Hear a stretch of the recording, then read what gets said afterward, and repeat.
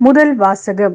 எபிரேயருக்கு எழுதிய திருமுகம், அதிகாரம் 10, திருவசனங்கள் 19 முதல் 25 வரை. சகோதர சகோதரிகளே, இயேசுவின் உடலை கோவிலின் திருச்சீலைக்கு ஒப்பிடலாம். இத்திருச்சீலை வழியாக திருத்தூயகத்திற்குள் நுழைய நமக்கு துணிவு உண்டு.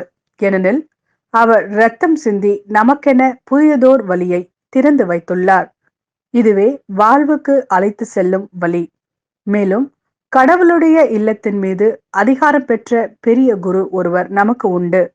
ஆதலால் தீய மனசான்றிலிருந்து விடுவிக்கப்பட்ட உள்ளமும் தூய நீரில் கழுவப்பட்ட உடலும் உடையவர்களாய் நேரிய உள்ளத்தோடும் மிகு உறுதியான நம்பிக்கையோடும் அவரை அணுகி செல்வோமாக.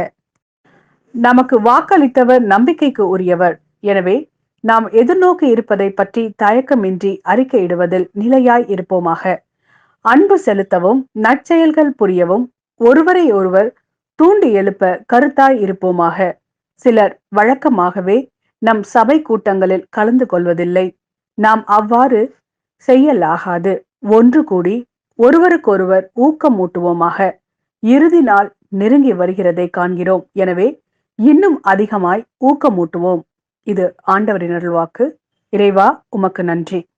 ஆட்கெழுதிய நற்செய்தி, அதிகாரம் 4, திருவசனங்கள் 21 முதல் 25 வரை.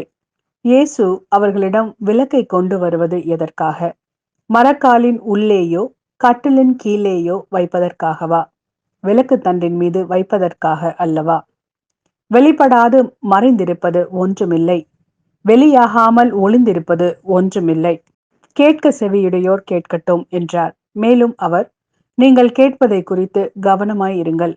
நீங்கள் எந்த அளவையால் அளக்குகிறீர்களோ அதே அளவையால் உங்களுக்கும் அளக்கப்படும், இன்னும் கூடுதலாகவும் கொடுக்கப்படும். ஏனெனில் உள்ளவருக்கு கொடுக்கப்படும், இல்லாதவரிடமிருந்து உள்ளதும் எடுக்கப்படும் என்று அவர்களிடம் கூறினார்.